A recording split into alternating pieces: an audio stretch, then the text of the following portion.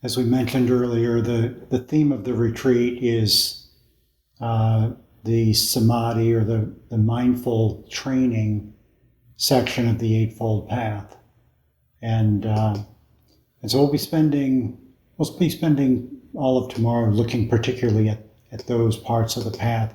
What I'd like to do tonight is talk a little bit about the totality of the Eightfold Path and its role in the Buddha's teachings as part of the Four Noble Truths, to set the stage for why is this important.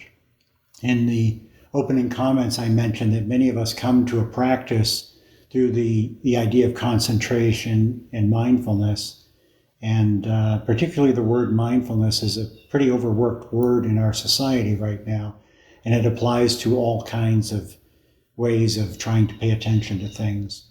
So when we talk about it in the context of our practice, this type of Theravada-based Buddhist practice, or even some of the other Buddhist practices, has very specific meanings of what mindfulness is, and is very much coupled to concentration practice, as well as to effort. So I'd like to sort of set the stage for that this evening with this time. The very foundation of the Buddha's teachings is the Four Noble Truths. Some of the things that I find so amazing about it is its simplicity. There's not a lot to believe, not a lot to even digest to get the sort of the gist of what the Buddha was talking about. And yet we can spend a lifetime understanding in greater and greater detail, deeper levels, what the Buddha was talking about with these noble truths. The other thing, aside from this simplicity that we can approach it with, is its completeness. Through the Four Noble Truths, the Buddha gave us a complete description of our worldly existence here, and the problem with it, and how to resolve the problem. The Buddha first presented the Four Noble Truths in his first teaching after his awakening. Prior to his awakening experience, he had been part of a group of 6 bhikkhus, or monks, who were wandering around in an ascetic kind of lifestyle. And in his past, the Buddha had lived a life of indulgence in the family he was born into, and for the first 20 or so years of his life, he lived that very extravagant life. And then as he went out to try to seek the truth and find freedom, he ended up in this ascetic mode of deprivation and trying to find it by pushing the world away. So he'd spent this time with these peers, and his first talk was to them, saying, basically, guys, that's not the way. That's not going to do what you're trying to get done. He presented the Eightfold Path as a middle way between these two, between a path of indulgence, trying to satisfy all our worldly desires, and a path of asceticism, of trying to get rid of all the worldly stuff. He said this Eightfold Path is a way to navigate the world as it's presented to us, and to be able to work with what we have and use what we have to find freedom. So he presented it by giving these 4 truths. The first truth is the noble truth of dukkha. And again, I think probably almost everybody on the retreat here has heard of this and probably studied it in some level of detail. But the word dukkha, if you're not familiar with it, it's a Pali word. Pali was the sort of the high language that the Buddha's teachings were recorded in.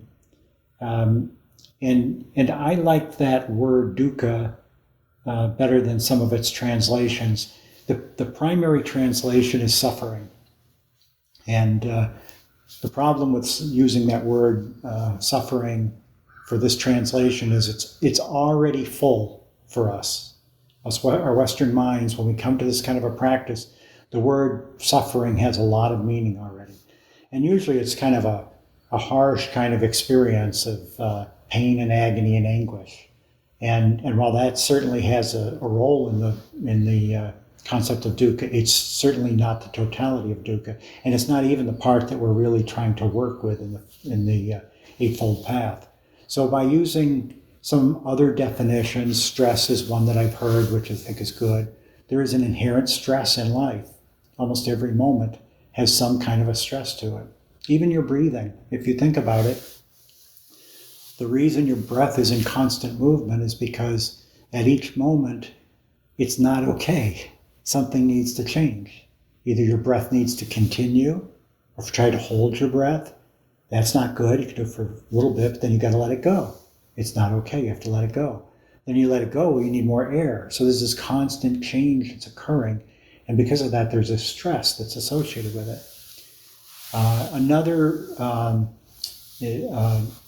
Another definition or translation that I like is unreliability. That this world cannot be relied upon. The things that seem so solid and substantial in our lives, ultimately they cannot be relied upon. And why can't they be relied upon? Because they're in constant change. They're always changing. So we find some situation, some possession, a relationship, a job, a state of health, something that feels like, this is reliable. And it will change. And as soon as it changes, if we were counting on it as our refuge, it will reveal itself that it is not that way. When the Buddha talked about dukkha and what it was, he said, as part of his first speech when he was defining what dukkha was, he said, dukkha as a noble truth is this: birth is dukkha, aging is dukkha, sickness is dukkha, death is dukkha, sorrow and lamentation, pain, grief, and despair are dukkha. Association with the loathed is dukkha, dissociation from the loved is dukkha. Not to get what one wants is dukkha. In short, dukkha is the 5 categories of clinging objects. So he talked about the 5 aggregates here, this concept that we'll touch on a little bit here, but this model that the Buddha offered that defines what this psychophysical organism is. And he basically said, it's the clinging to this that is the root of dukkha. That is what we would call dukkha. So it's that kind of a definition lets us know how ubiquitous it is. It's everywhere. And it is not just the suffering when things are not going our way on a macro level. When we look at dukkha, especially early on in our practice, and we think of it as this sort of the macroscopic level of suffering or stress or unreliability, there is a belief, and our society supports it, if we just satisfy our desires enough and push away our aversions enough, we ought to be able to lick this thing. And if we can't do it today, there ought to be more inventions, more medical advances, more psychological tools. There should be more things that we can put together to solve this problem at this level. So, and to some degree it's believable. I'm not quite sure why, because I've been trying it for many, many years and it has never worked. And yet we all seem to believe it. So it feels like, I ought to be able to do that. But maybe this next thing that I get, this next situation, maybe that's the magic button that'll do it. When the Buddha talked about dukkha, he talked about these noble truths many, many times throughout his teachings, his suttas. He talked about dukkha at a much more granular level, a much more fine level, almost as if instead of dukkha as an experience coming at us one at a time, like a mesh of dukkha, like this world that we're living in is happening mind moment after mind moment, moment after moment. And when we look at things like this idea of it being stressed, that we're leaning into things and they are not there, they're not able to be held on to, and we begin to look at it that way, we can begin to see that it's there all the time. When things are going our way, there is the sense that they could stop going our way. And that can gnaw at you even as things are going your way. And it's much easier to see when things are not going our way. Very few people have to be convinced that there's dukkha when things are not going their way. So we have these two sides here, and yet there's dukkha baked into all of it. I don't know if you've had this experience. I've had it a number of times where there was something that was bothering me, and I knew something was bothering me. I couldn't quite remember it, and I'd sort of go looking for it. Oh yeah, that's what it is. So the dukkha, the stress of the situation, even though the situation was not forefront in my mind, the dukkha still was there. So combining these big stresses, big sufferings, and the little ones, we have this life, which through our aggregates is where we're caught up in this concept of dukkha, this experience of dukkha. It's wanting things to be other than the way they are. So the cause of dukkha, the second noble truth, the Buddha said the cause of that is a craving or thirst for things to be other than they are. That we want things to be more to our liking. We have this system that seems to have preferences, and when we are satisfying those preferences, we think things are better. When we're not satisfying those preferences, we think things are worse. And we become identified with wanting things to be other than they are. And that really is the core of how dukkha arises.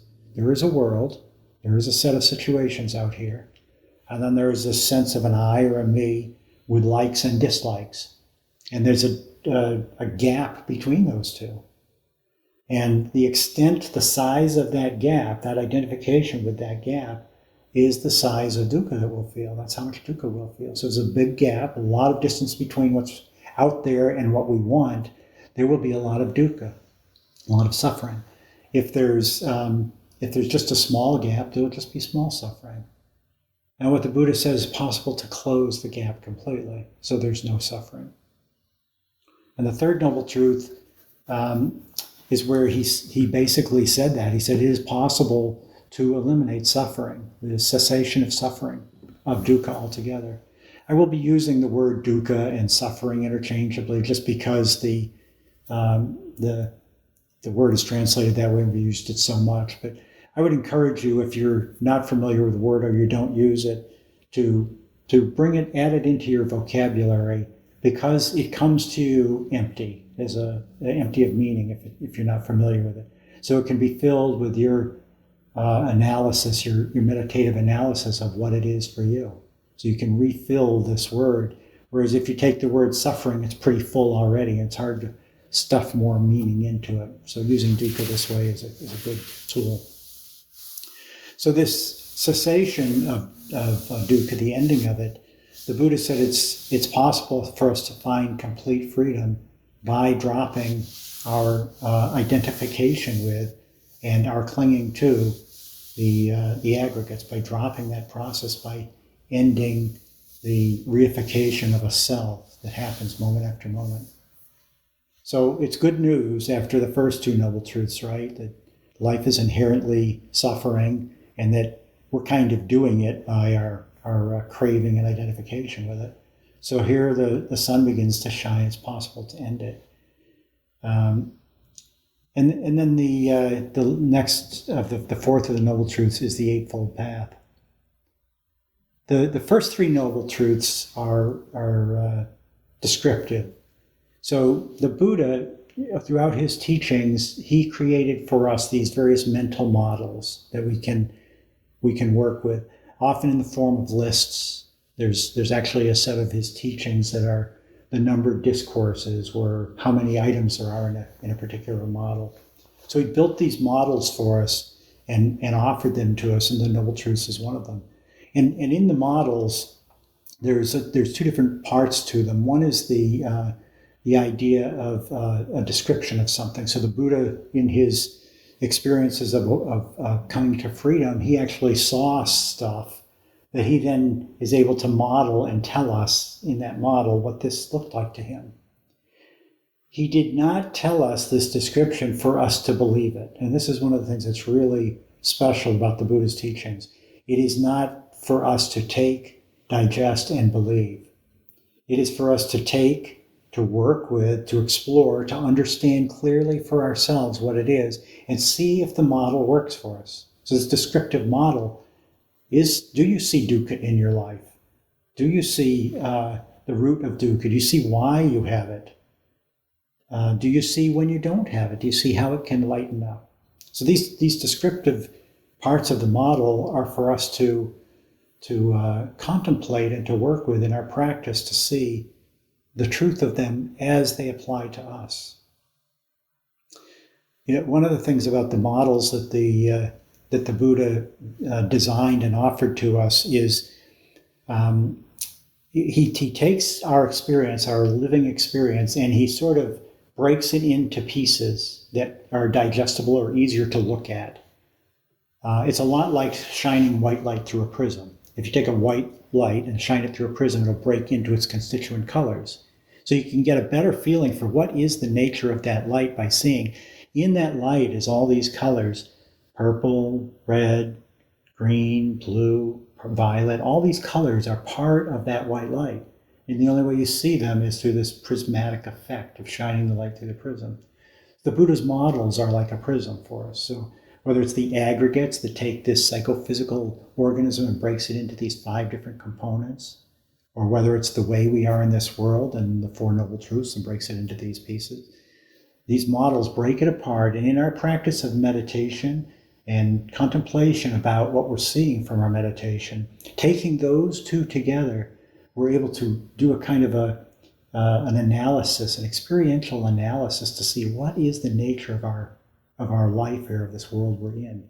And then allow it to naturally reconstruct, which as soon as you come out of your meditation, for the most part, it'll reconstruct.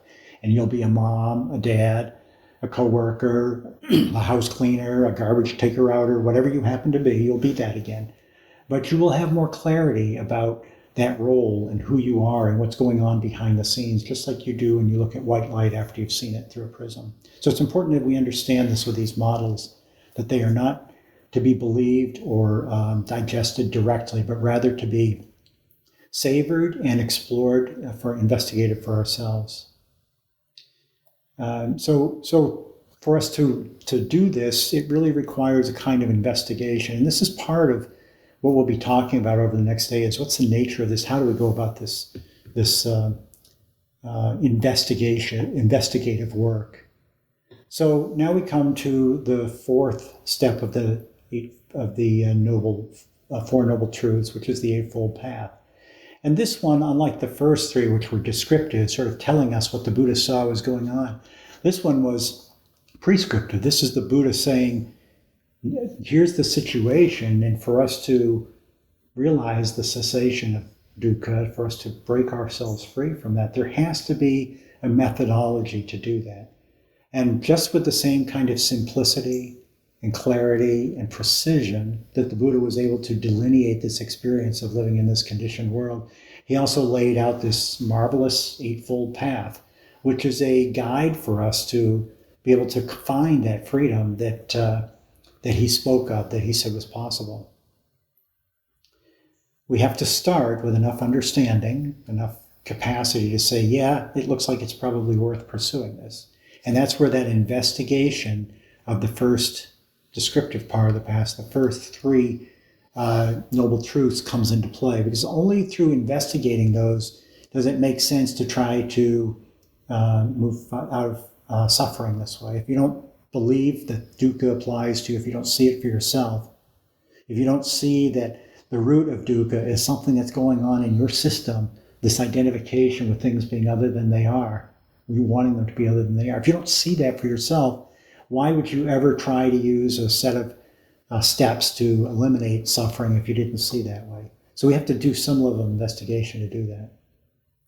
So when we start looking at the Eightfold Path, often it's referred to as 8 steps, and that's a valid description, but I think the problem for me with using it as steps is they imply a kind of linearity to how you would go about using them, and also a singularity that you would be using just one at a time, taking step to step to step. So I like to think of them as notes, like you would as musical notes. I call them elements sometimes. If you think of musical notes, they each stand on their own. Each note has its own frequency, its own tone, its own beauty. But they can be combined in different ways. They can be played. One note, then the third note, then the fourth note. You can do them whatever way you want. And you can build different types of chords out of those notes. And that's really, when we get into the Eightfold Path, more what we're doing with the practices is working with them as chords, combinations of these 8 instead of trying to do them one at a time. The Eightfold Path is traditionally broken into 3 segments. And the first segment is wisdom, or panya. And we'll talk as to what these different steps, different parts of it are in a minute. But the second is sila. Again, these are the Pali words, but it means, it's been translated as ethics or morality. And the third is samadhi. Samadhi is usually translated as concentration, but in the context of the Eightfold Path, it's better to think of it as moral or mental training or mental discipline. It's the movement that helps us to head towards wisdom. So the wisdom part of the path has 2 of the 8 steps or elements. The first is right view. Sometimes it's translated as right understanding. So it is the capacity of this mind to be able to see clearly and to understand this world in a particular kind of way. And from the Buddhist perspective, it's understanding this noble, the 4 noble truths, understanding them very, very deeply. And then also cause and effect. What is it that's leading to what? How does that process work? And cognitively, we will understand that pretty quickly, but it's not cognitively here that we're talking about when we talk about right view or right understanding. It's visceral. It's really deep understanding. The second wisdom element is right thought, and that's sometimes translated as right intention. So if you look at these 2 together, right view and right thought, or right understanding and right intention, you can begin to see the nature of wisdom the way the Buddha talked about it. So right view means we have this visceral, deep understanding of the way things are. And right thought or right intention says our thought then arises from that. So in the Buddha's, the way the Buddha talked about actions and the way we are in the world, it comes out of our intentionality. So if we have right intentions, our actions will be right. So one of the amazing things about the Buddha's way of talking about wisdom is it's this implicit understanding and then acting from that implicit understanding. So it's the understanding that we have and then the movement to allow us to act in that way. The closest example I can think of to that is the idea of gravity. We have a kind of wisdom about gravity. So you don't even need the word gravity. Your body has learned how gravity works. You have a deep, implicit, right view of gravity. You understand it, and you understand it accurately. And from that view, that right understanding, you then act appropriately. Your intentionality and therefore your actions follow from your right view of how gravity works, without ever having to think about gravity. That's the nature of wisdom. It's not something we're trying to cognate, that we're trying to develop our mind to always be able to think, what should I do? What is this? What is that? It's this implicit, deep understanding. And it's through this idea of wisdom this way, of very visceral, deep understanding of how things are and acting from that we find freedom. Because what we are doing when we work with the Buddha's paths, his models, we're slowly dismantling and taking apart the world views, the fixed views that we have been holding for most of our lives that are not accurate. We're just taking those things apart and seeing what's really there. How does life really work? How does dukkha really work? We're beginning to come close to understanding the idea of impermanence. Our mind knows impermanence, doesn't it? It understands that. But how do we really come close to understanding at a deep level that things are constantly changing? And so that kind of work. And then the other part of it is that this is not personal. These things that happen to the I or the me or feel like they are just happening. and that I or me is grabbing out to make them personal, but they don't have that quality of being personal as part of their nature. So that's the wisdom or part of the Eightfold Path, or the Panya part. The Sila is the ethics is a set of three different steps or elements: right speech, right action, and right livelihood. And ethics in the Buddhist sense here is a little different than it is in the typical Judeo-Christian sense that many of us were raised with. I know for myself, I was raised with the idea that there's right and wrong. If I do wrong, I could end up in hell for eternity. If I do right, I could end up in heaven for eternity. So there was a set of rules I had to obey. I didn't really know why. Some of the rules didn't make sense to me. But I knew there was a God in this model that if he wasn't pleased, I could be condemned forever. And it didn't make sense to me why that was the case.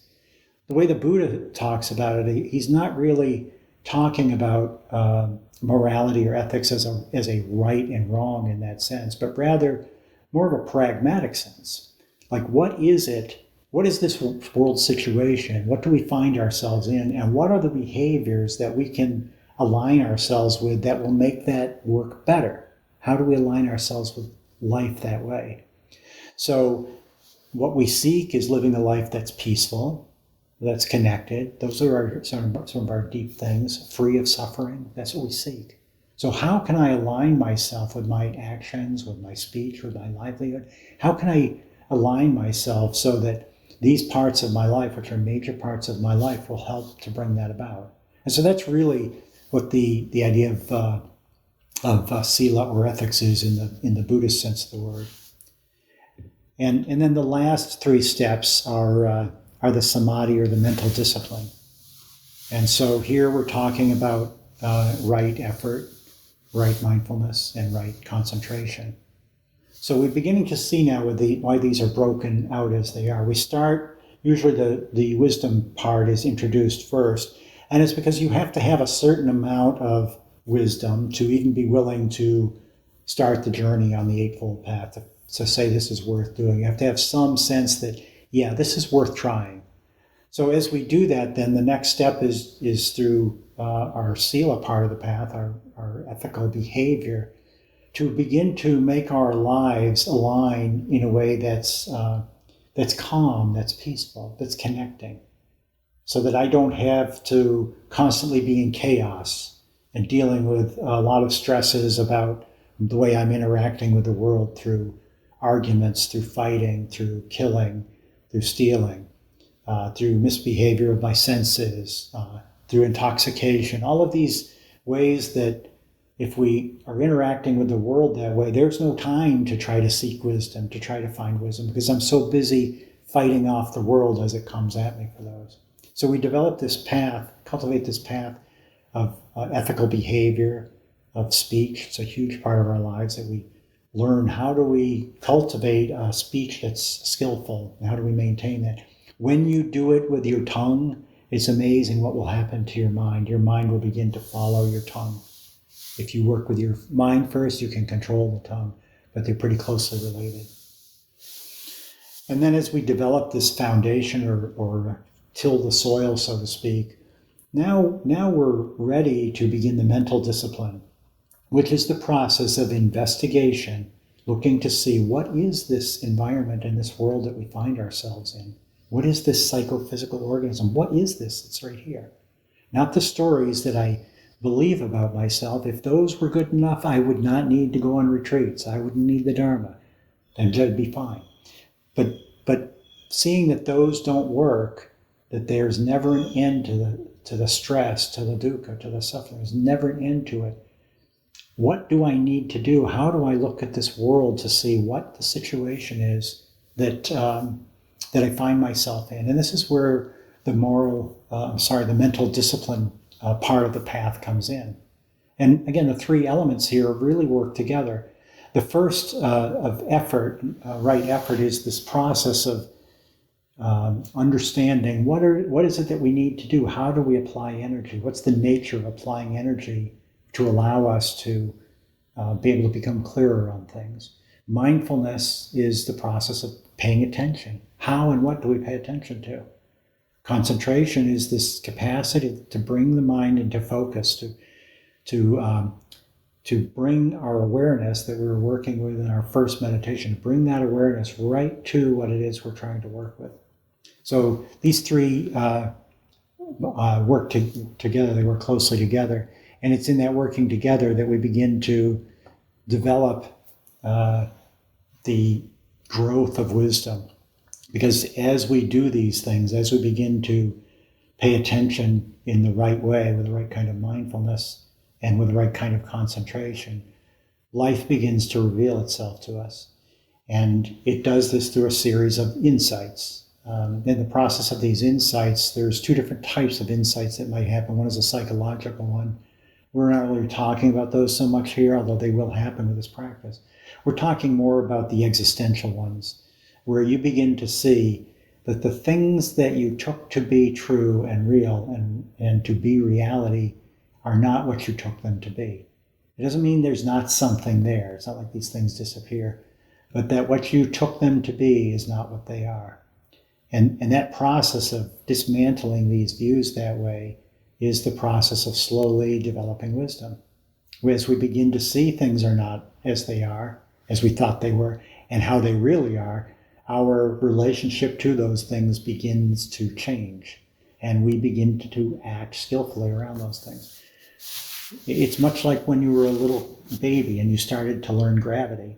You didn't understand gravity at the beginning. It was through trial and error that you developed the capacity to navigate this world with the gravity that's in it. And that's really what we're doing. As you did as a little baby by falling, by picking yourself up, by getting scraped and trying it over and over again, you developed wisdom around gravity. That's what we're doing here with the idea of this life's inherent dukkha, this life's inherent nature of change, and the impersonal nature of it. We're beginning to slowly wear away at those fixed views that we've had about those things and see that's not what it is. And as life reveals itself to us and we're open and able to accept what life is telling us, the suffering begins to naturally subside. It begins to stop of its own accord. We're not doing something to make it go away. Rather, we're opening to life as it is. And in that process of opening to life as it is, the suffering stops. Why does it stop? Because our relationship to the way things are begins to be closer to the way we're okay with them being. So instead of this big gap where I want it to be my way, but it's this way, that big gap, we now find that I don't have such strong opinions about the way things need to be. They don't have to be to my liking all the time. A question I like to ask people to just ponder for yourself is, why is it better to have something be pleasant than unpleasant? Why is that? What's the nature of something being pleasant or unpleasant being any different than each other? What I find for myself is a sense of I or me that seems to be the subject of everything, and that's the one that's telling me that that's the case, that's why it has to be that way. So as we begin to see clearly that sense of an I or me is not all there is, it's not the subject of everything, it's not the end-all be-all, it's a part, it's just a player in this life that's unfolding moment after moment and doesn't have to be satisfied in every single moment. As we begin to see that and feel that way, two things happen. First of all, the self surprisingly takes its place as a servant instead of a master without a big fight. We think it would put up a big fight, but it really doesn't when it sees that. And then secondly, the gap between what I want and what is begins to close. And when that gap closes, we're actually aligning ourselves with what life is saying is true. If we are aligned with life, friends, if we are right there, how could there possibly be suffering? How could there be any suffering? When life says go this way, we go this way. When life says go this way, we go this way. There's nothing left to bump into. So this is the gift that the Buddha offered to us through this process of the Eightfold Path.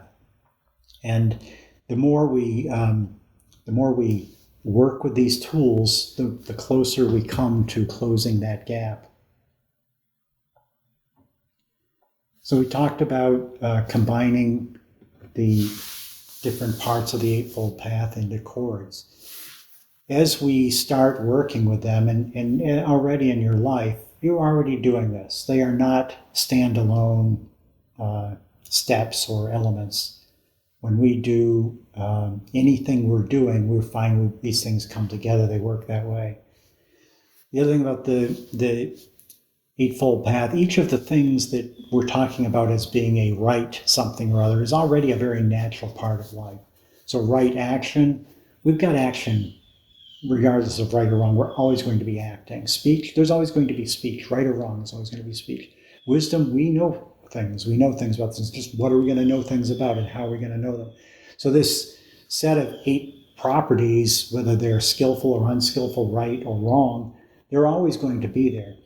So what we're doing here as we train ourselves on these things is to align ourselves in these 8 properties in a way that brings us closer to understanding how this world works, understanding its nature, understanding what it's not, and then acting in accordance with that.